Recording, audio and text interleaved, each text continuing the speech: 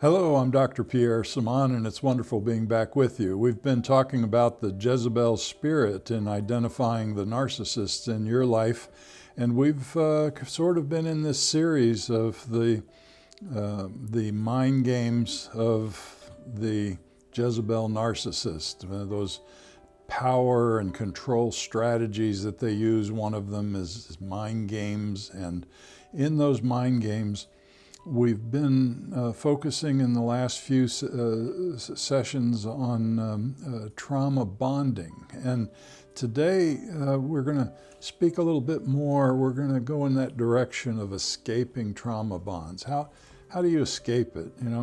We can talk about it, but boy, how do you take action to do anything about it? Is there a process? Is there a formula? What works for some people? Why doesn't it work for everybody?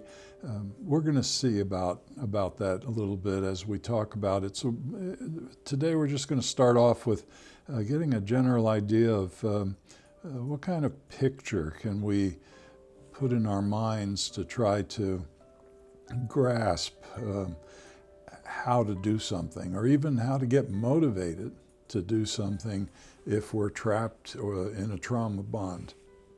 How do we break that bond? How do we escape from it? And remember, escaping doesn't necessarily mean you have to end a relationship if there's hope for it, and we're going to talk about that as well. But first, remember, trauma bond is often with the Jezebel-Narcissist, and it occurs due to repetitive abuse at reinforcing intervals. Those reinforcing intervals are usually love, trust, betrayal, back and forth, creating strong bonds and emotions that aren't quickly broken. So there's love, there's trust, there's betrayal, there's pain, back to the love, back to the trust, back to the betrayal and pain. And it's not necessarily linear, it's not necessarily in that order, but it's back and forth. And it's very confusing. And it's a form of mind control, and you might say brings about not only powerlessness, but learned helplessness. And we've discussed those things previously. Have you ever been in the clutches of a Jezebel narcissist and stuck in that type of bond? Or do you know someone who has, and you've kind of experienced through their talking with you, through their processing with you, what they've been going through or what they are going through? Maybe you have a relative who's going through something like this, a daughter, a son, a good friend. Powerlessness and learned helplessness has set in from the years of abuse, the years of being under a Jezebel narcissist power and control strategies or tactics. Breaking or escaping the trauma bond is only possible when your mind and heart are in agreement. It doesn't work if it's only up here. It doesn't work if it's only down here.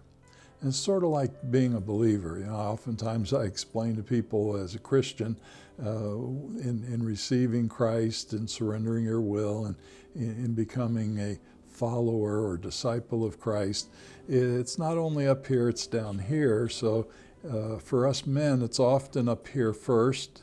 For women, it's often down here first. But we need both to coincide. Both need to be turned on. It needs to be in both those areas. And when it is, then the love, the Spirit of God, it oozes out of you. The Spirit overflows, and you can tell when someone has it both here and here. When you go to church, you can tell when someone is just up here or someone is just down here. We want it to be in both places. So escaping or breaking a trauma bond requires that you're not only thinking about it, wanting to do it, but you have a deep desire in your heart to break that bond, to change, to go forward. There's no single formula for escaping trauma bonds. 30 years I've been doing this in the counseling, working with abuse survivors, working with those who have experienced traumas, including post-traumatic stress disorder. No single formula works. Each person is unique. Every case has a twist to it that you have to make adjustments on how they can go about breaking that bond of trauma, breaking that bond of post-traumatic stress or whatever it might be. But there's a helpful metaphor of imagery to use that oftentimes we use in counseling, and I can recall, and even in graduate school, hearing examples of it, and it works. I found it to be very helpful, at least. The image is of a house, and that image of a house can be seen as a representation of your life. I hate to use the example, like a turtle, they carry their house with them everywhere, or a snail, they carry their house everywhere with them. I was thinking of that earlier, and I was thinking, oh, don't use that as an example, but okay, I did. A good life can be seen as a well-built home. A traumatized life, an abuse life where you experienced a lot of abuse, trauma, stress, and so on, can be seen as a home that needs significant remodeling.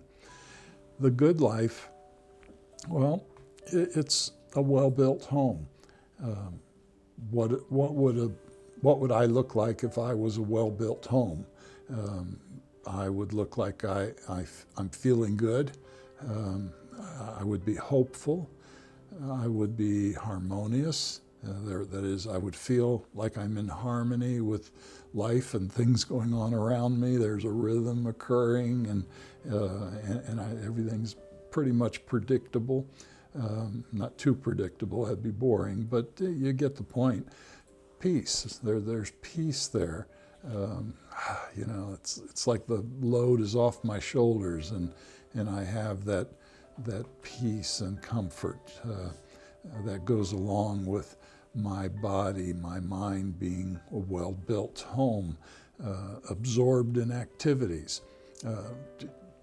If you're just sitting at home in real life and you're not doing anything, there's going to be problems. You're going to have stagnation, not only mentally but physically.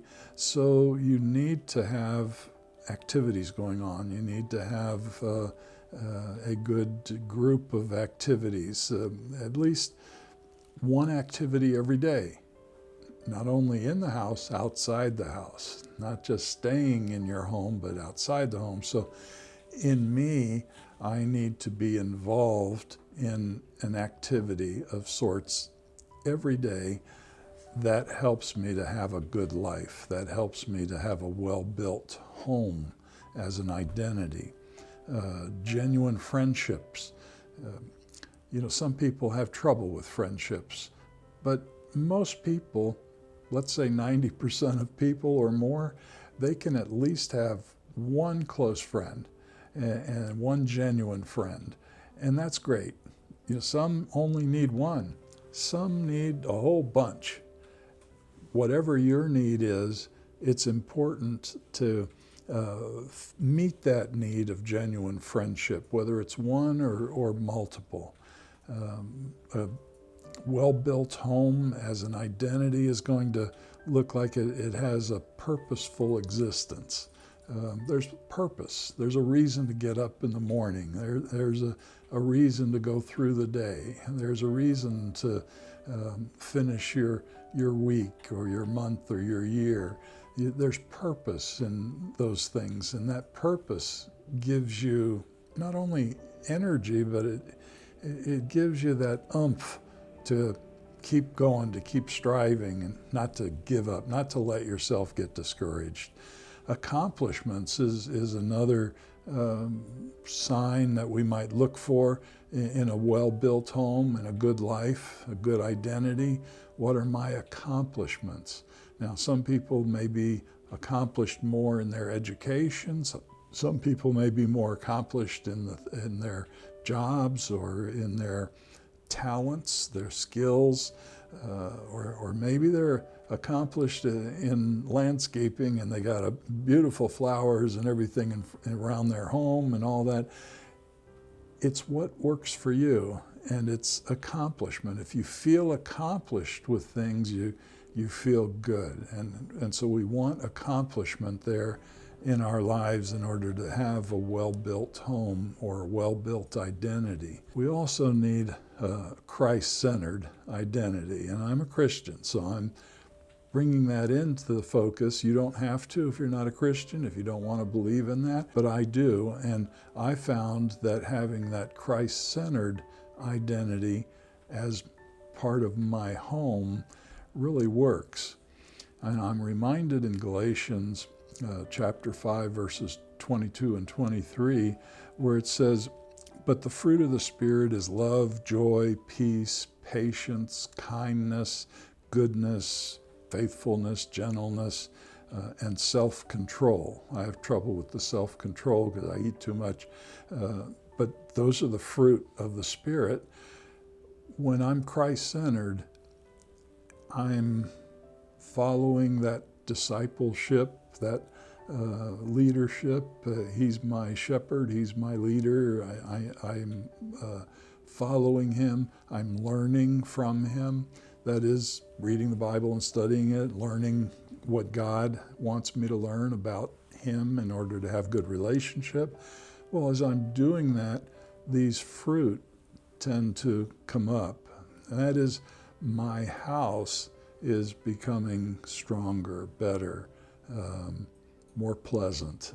And we want that. And so all those are descriptions of a good life, but descriptions of a home that would be an image of a good identity. Wouldn't you agree? I think you would agree to that. Well, then, what does it look like to have a traumatized life, a life of abuse or too much stress all the time, perhaps even personality disorder or some other issues where life just doesn't feel right and it's upsetting and there's constant conflicts?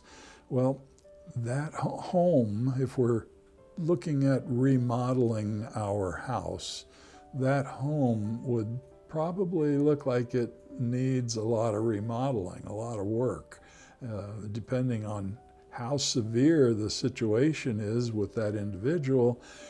That house could be falling apart, or it just may need only some rooms to be taken care of, or a few adjustments need to be made. Well, what are some of the signs of that? What are some of the things we might see coming out of that house? Or if people are looking at that identity that we are portraying as our house being seen by others or being seen by ourselves, what are some of the characteristics we might see in a traumatized home or in a home that needs that remodeling, really needs it as soon as possible? Well, rejection certainly is one thing that is going to be seen there. Rejection kind of correlates with abandonment, so it's either abandonment or rejection. Powerlessness. Every traumatized person, every person that's under tremendous stress, there's that sense of powerlessness that keeps showing itself and keeps damaging them in some way or preventing them from helping themselves. Shame, guilt, they coincide sometimes they're separate, but shame or guilt, that's a characteristic that's going to be seen in my house if I have a house that needs remodeling. Fear, certainly fear is going to be there. Fear is there for everyone, but in the good house or in the house that is well built, Fear is something that's in control. It's not out of control. It's something recognizable that you can be cautioned about something and not let fear take over. But in a traumatized home, in that house that you're imaging of yourself, of your identity, fear is a monster. It's huge and it's growing every day, every year. It just seems to get larger and larger. Invalidation, not feeling accepted is invalidation, and there are other forms of invalidation. Taintedness. The paint on my house, it's tainted. It looks so bad, or the painting on the inside, or the decorations on the inside. Well, what's my thinking? What's my condition on the inside? If it's tainted, it needs remodeling. Dissatisfaction. If these things are going on, obviously you're going to be dissatisfied. There's going to be, I'm just not happy. Things aren't working. I want change, and yet I'm powerless. I can't do anything about it. My house is crumbling. It's looking worse every day. Insecurity, that speaks for itself. You don't feel safe in your house, in your identity. You don't trust your identity anymore.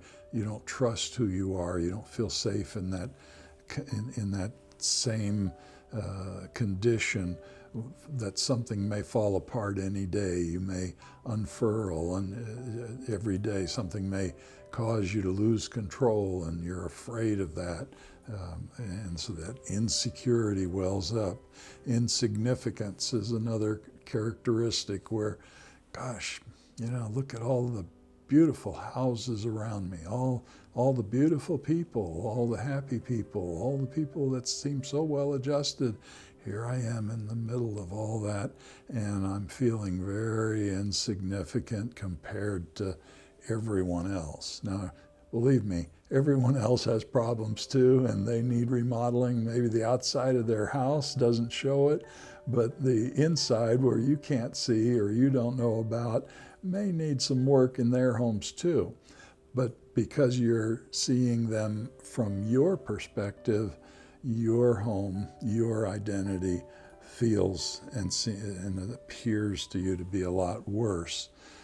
Bitterness is another characteristic that's seen in the home that needs remodeling, in that traumatized home. We talked in the past about the 7 levels of bitterness. I'm not going to get into all that now, but you can look back on some of the programs and watch that program regarding that.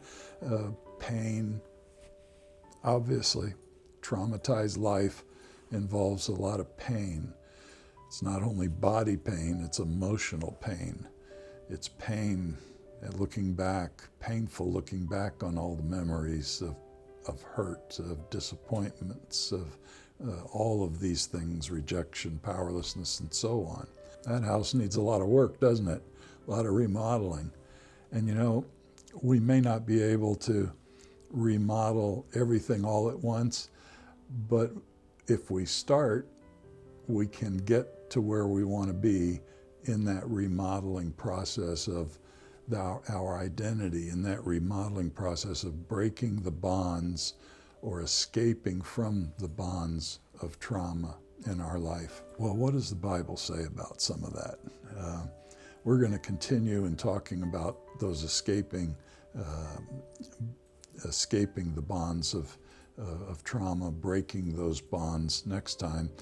But in what we've spoken of today, what does the Bible have to say about it? In Jesus Christ, the Messiah, we have an eternal opportunity to rebuild ourselves for greater sense of satisfaction, a greater sense of security, a greater sense of significance. Those are 3 primary needs: satisfaction, security, and significance that we all have, and under those primary needs are other needs that fall under those categories. The Bible tells us we have a chance, an opportunity to have all of that in rebuilding where we need to rebuild. In Jesus Christ, the Messiah, every house is built by someone. You might have a contractor building your house, but you're telling them how to build it. You're telling them what they want, and then you have to maintain it. It's up to you to maintain it. It's up to me to maintain my identity of my house.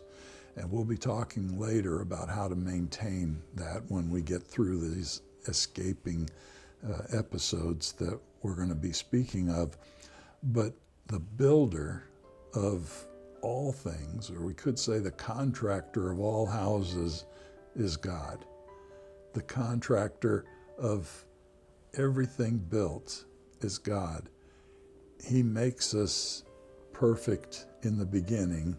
He puts within us that identity. He creates within us the shape that he wants us to be, and he gives us strengths and talents, and there's offsetting weaknesses that also correlate with that, and they balance. When they're balancing, we're doing pretty good, and that's what we want. We want to balance. But when we let strengths get out of control, or we let weaknesses get out of control, our house starts to wobble, our house starts to creak, and the walls start to crack, and different things start happening. We're not maintaining the house as the interactions with the world around us, the storms, the rain, the wind, the heat, and whatever else, the humidity, and all those things damaging our house, coming against us. We have to maintain it somehow. And we'll be talking about how to maintain that identity of our house. In Proverbs chapter 23, verses 3-4, in the Amplified Bible, we read this: "Through skillful and godly wisdom, a house, a life, a home, a family is built, and by understanding, it's established on sound and good foundation. And by knowledge, its rooms are filled with all precious and pleasant riches."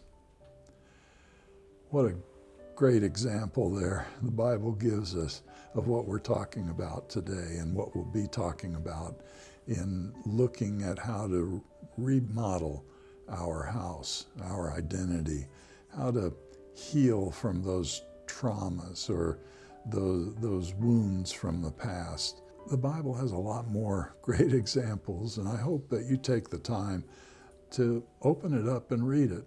Get an easy to read version at first if you've never read it before, and start reading. And I always suggest start in the New Testament first and work your way back.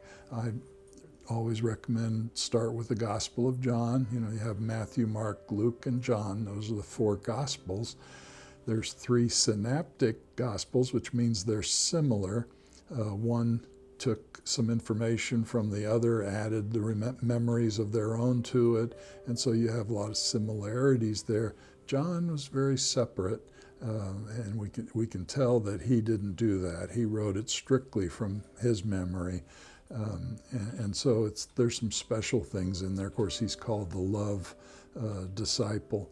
And so I like reading about love and relationship, good relationship, healthy relationship, but especially with God. And I get that from the Gospel of John when I start with that, and then I slowly work back. And then I can come back to the others as needed. You don't have to read the Bible, but it helps.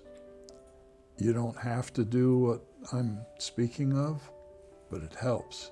And maybe it might not help you, maybe it'll help someone you know. Just pass it along if you think that's going to help someone you know. I want to remind you that at New Horizons Institute of Counseling, we're for healing, peace, and harmony. Give us a call if you need help. Look down at the information below on your screen, and you'll have more information on the text that I've been talking from, but also information about us. God bless, and we'll see you next time.